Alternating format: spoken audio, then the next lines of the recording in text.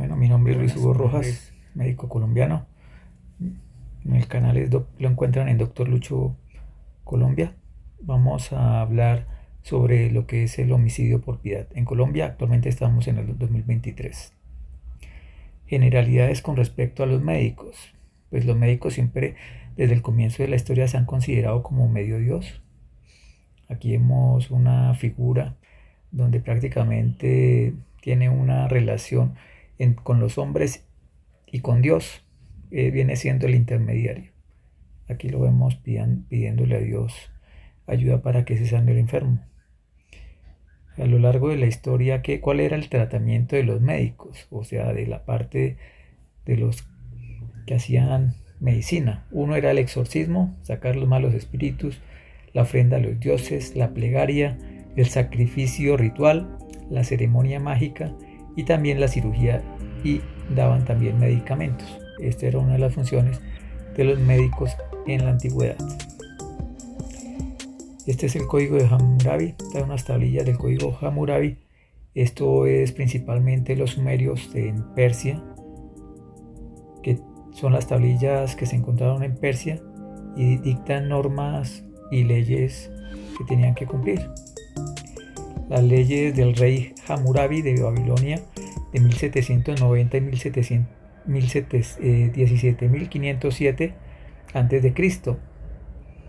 Hay que darle honra pues a los sumerios, que estaban antes de los egipcios y antes de los romanos, porque pues en la región occidental por lo general no se les da tanta honra en la parte jurídica a los egipcios y menos a lo que son los sumerios, que eran en la antigua Persia, donde acá actualmente queda Irán.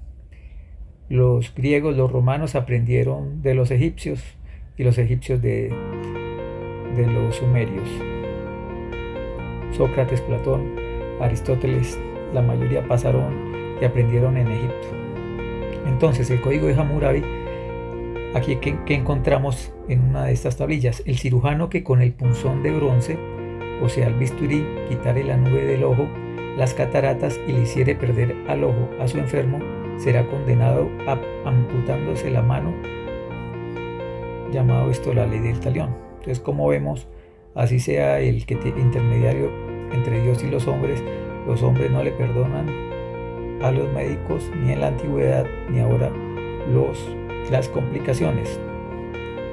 Aquí observamos una craneotomía de la antigüedad. Acuérdense que les había referido que una de las formas para dar salud o aumentar la vida era haciendo craneotomías.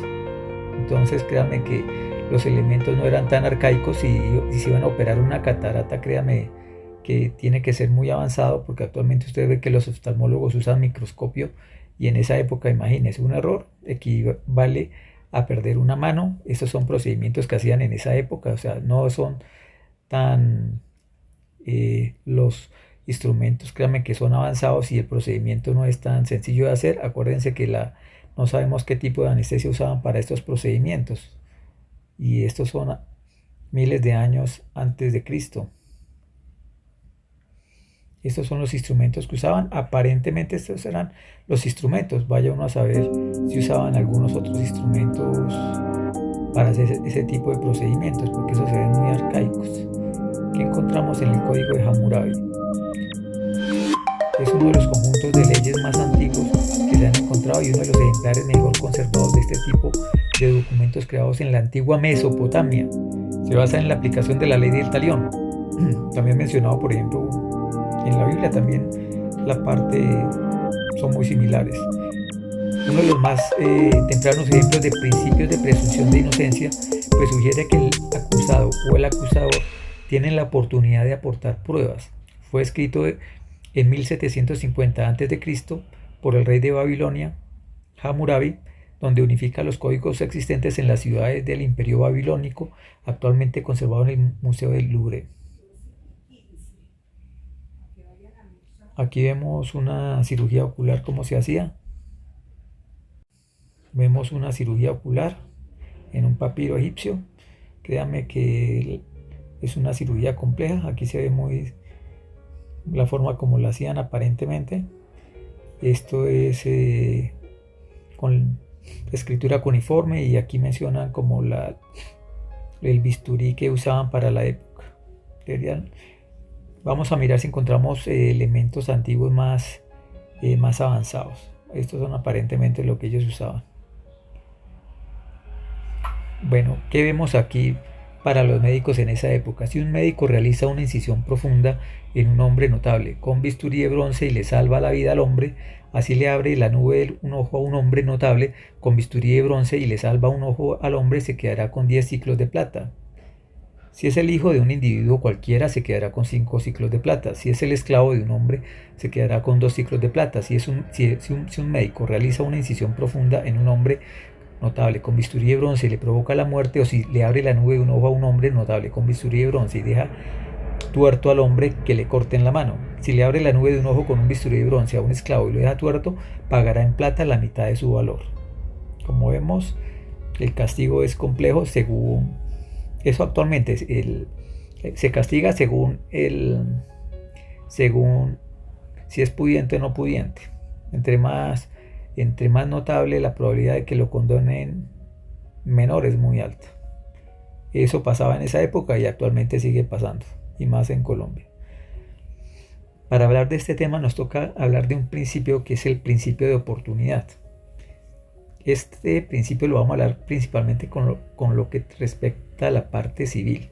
Hay otros tipos de oportunidad. Entonces, por ejemplo, los que capturan, y entonces les da el principio de oportunidad si ellos revelan datos específicos. Pero como les digo, no vamos a hablar de ese principio. Vamos a hablar de otro principio de oportunidad. ¿Cómo fue el origen? Entonces, esto principalmente pues se dio en Europa. Unos dicen que en Francia, otros que en Inglaterra. El hecho es que se convocó a un reinado. Aquí digamos que un ejemplo folclórico, el festival folclórico del Reinado Nacional del Bambuco. Entonces se llamó a hacer ese reinado, se llamaron a que hubieran unas participantes. Aquí vemos aparentemente la Cenicienta. Era modesta, ella ahorró, hizo su vaquita, hizo sus fiestecitas para poder comprar sus atuendos, y así quedó como una reina, una princesa, para poder participar. Entonces resulta que ella se inscribió, hizo todo lo legal para inscribirse en el concurso y tratar de ganarse el reinado, así como esta reina.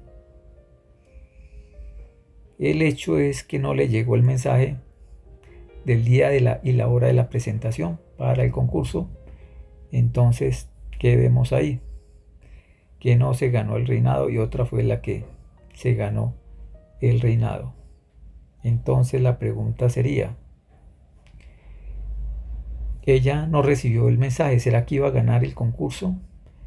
Pues uno podría decir que el 50-50, si fue admitida al reinado es porque tiene probabilidades de ganar y tenía todas las cualidades para ganarlo. Que lo iba a ganar o no, pues eso se desconoce, si lo iba a ganar o no.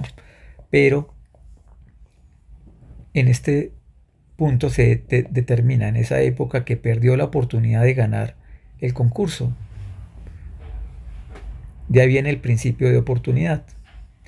Ella demandó y pues se le tuvo un reconocimiento por este hecho. De ahí viene el uso de esto en derecho y en otras artes, pero principalmente en derecho. En la parte médica el ejemplo sería, el paciente puede estar muy mal, enfermo, con una enfermedad muy crónica, muy compleja. La pregunta es si usted lo trata o no lo trata. Quiere decir que independientemente del pronóstico de que vaya a morir o no vaya a morir una persona, si usted no le da un manejo adecuado, pudo haber perdido la oportunidad de haber vivido cierto tiempo. De aquí viene este principio para que quede claro. Ahora vamos a hablar de la culpa. La culpa es relativa porque depende de muchos factores. Entonces, y del grado de culpa. En la parte médica, como estamos hablando de la parte de los pacientes, pues hay que ver que hay un nivel jerárquico y según el evento, pues habrá un grado de culpa y una condena secundario a eso. Aquí vemos unos personajes que están asaltando un banco. Todos tienen características especiales muy complejas, pues eso puede pasar, y más aquí en Colombia. Aquí el dilema es dónde está el político, cuál de estos personajes es el político. Toca buscarlo con calma. Pareciera que fuera como el último, está buscando qué es lo que va a coger, cuál es la tajada o su porción, porque pues invirtió para hacer eso, debe buscar su tajadita. Esa es la creencia popular en Colombia, que la probabilidad es muy alta en la mayoría de nuestros políticos o politiqueros. Entonces aquí vemos estos personajes buscando su ganancia. Bueno, aquí vemos, esta es una foto de una película muy reconocida, principalmente en el 2020. Esta me la vi en esa época con toda la familia, aprovechando los días de descanso. Independientemente de la época donde vea esta presentación, pues se la recomiendo para que la vean. El análisis es interesante. Consiste en un grupo de asaltantes que intentan robar el oro del Banco Central de Europa, de España. Aquí están los integrantes, y el de la mitad puede ser como podría ser el actor intelectual, puede ser también el intelectual el que piensa para ver la metodología de cómo se robó el banco. La pregunta es, ¿qué grado de culpa tienen ellos? A este personaje lo llaman el profesor. La pregunta es si el grado de culpa es igual a todos los personajes que intervienen en el acto, o la culpa es diferida o es diferente. ¿Cuál es su opinión? Entonces aquí tenemos el banco, estamos dentro del banco, y aquí se encuentra afuera del banco donde está el cajero. Estos personajes, digamos que los que van a robar un banco, pues por lo general es dentro del banco. Aquí los vemos, pero hay alguien que se encarga de vigilar la entrada del banco. La pregunta es, ¿qué grado de culpa tiene el que está vigilando la entrada del banco? ¿Es igual la culpa o se difiere la culpa de este personaje que está afuera observando y es el que se encarga de decir si viene la policía o no? ¿La culpa es igual o no es igual? La pregunta es, los que están dentro del banco, ¿la culpa es idéntica a la que tiene el profesor, que es el actor intelectual y se encuentra afuera? Aquí tenemos los que están robando el banco por dentro, y aquí está el que está afuera avisando. ¿Qué grado de culpabilidad tiene? La pregunta es, por ejemplo, sigamos en donde uno de estos personajes de los ladrones, por error, por ira, por algún evento, matar a uno de los que se encuentra en el banco. ¿De quién sería la culpa? ¿Todos reciben la misma culpa por el homicidio o solamente el tirador? ¿Qué grado de culpa tiene el profesor en este evento del homicidio?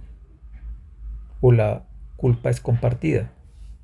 ¿Qué opinan y cuál es su opinión? Aquí encontramos el caso de un ladrón que con arma de fuego está tratando de obtener objetos de un transeúnte. Entonces, bueno, este es un intento de robo. La pregunta está que está con un arma. Se podría deducir también que podría eventualmente ser un intento de homicidio, que es más agravado y la pena es más larga. Aquí vemos que solamente quiere robar los objetos del personaje. Entonces, vamos a hablar de lo que es el homicidio, o conducta que consiste en causar, con pleno conocimiento y voluntad, que esto se considera dolo, la muerte de una persona. Esto es considerado homicidio. También es un intento aparentemente de robo. Van en una motocicleta, le roban el bolso a la señora. El dilema es, bueno, aparentemente es un intento de robo. El dilema es si la persona se cae, se da un golpe en la cabeza y fallece. ¿Cuál sería la culpa? ¿Cabría la pena de intento de homicidio? ¿Es culposo o con intención de dolo. Aparentemente ellos solamente iban a robar. El otro concepto sería que estuvieran en un puente y esto pasara lo mismo, se roban el bolso, pero la señora se cae dentro del puente. ¿La culpa es igual o cambia? ¿Qué tipo de culpa sería? ¿Sería con intención de dolo dado que se encuentra en un puente? En este caso, si contratan a este personaje para que haga lo mismo que estaban haciendo los anteriores, pues esto ya vemos que la culpa es diferente porque este personaje es reconocido y lo más probable es que su misión sea acabar con la señora del bolso. Entonces aquí sí puede ser con dolo y esto sí sería un homicidio, aparentemente. Bueno, esto es hasta la vista, Bessie. Bueno, entonces vamos a ver aquí estos personajes, cuál es el grado de culpabilidad de estos personajes. Está el profesor, aparentemente es el actor intelectual, está por fuera del banco. ¿Qué culpabilidad tiene? En el campo médico, pues aquí podría ser el especialista el profesor. Aquí seguirían pues los que siguen de cargo, que podría ser aquí el jefe del servicio. Aquí se encuentra el otro personal, lo que son terapistas auxiliares, y de pronto más abajo estaría la circulante o la que se encarga de traer los productos de la farmacia. ¿Qué grado de culpa tienen ellos? Hay que recordar que en la parte médica actualmente lo único que le piden una póliza de responsabilidad civil, eventualmente en la mayoría, pero no en todas, es al médico o al especialista. No he visto que a las jefes ni a las auxiliares le pidan una póliza de responsabilidad civil. Entonces la pregunta es quién va a asumir el costo de esto. El homicidio por piedad, entonces tenemos que viene del artículo 106 del Código Penal, de la sentencia C-239 del 97. Entonces, ¿qué nos refiere? Bueno, este artículo publicado en El Tiempo, que habla sobre el homicidio por piedad o eutanasia, para decir que no es un delito cuando sea efectuada por un médico, sea realizada con el consentimiento libre e informado previo o posterior al diagnóstico del sujeto pasivo al acto, y siempre que el paciente padezca un intenso sufrimiento físico o psíquico proveniente de lesión corporal o enfermedad grave e incurable. De esto, ¿qué toca notar?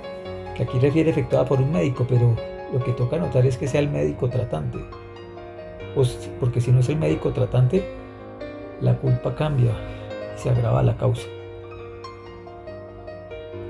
Entonces, por ejemplo, llega el médico, no le parece bien el manejo y no le pone más medicamentos. Podría ser un homicidio pasivo. Aparentemente, se puede considerar. El 22 de julio del 2021 se dio a conocer por medio de un comunicado de prensa la sentencia C-233 dictada en la Sala Plena de la Corte Constitucional, verso sobre el artículo 106 del Código Penal, que contiene el tipo penal de homicidio por piedad. Entonces, vamos a ver cómo va la causa. Esta conducta consiste en causar con pleno conocimiento y voluntad, o sea, del médico que sabe lo que está haciendo, la muerte de una persona o su paciente, homicidio, pero con el fin de poner fin a intensos sufrimientos provenientes de lesión corporal o enfermedad grave e incurable. El pronunciamiento por parte de la Corte Constitucional en la sentencia 239 del 97 de Carlos Gaviria, reconocido, estableció que no había responsabilidad en los casos de homicidio por piedad donde el sujeto activo fuese un médico, se cuente con consentimiento del sujeto pasivo y este sea un enfermo terminal. Oígase bien.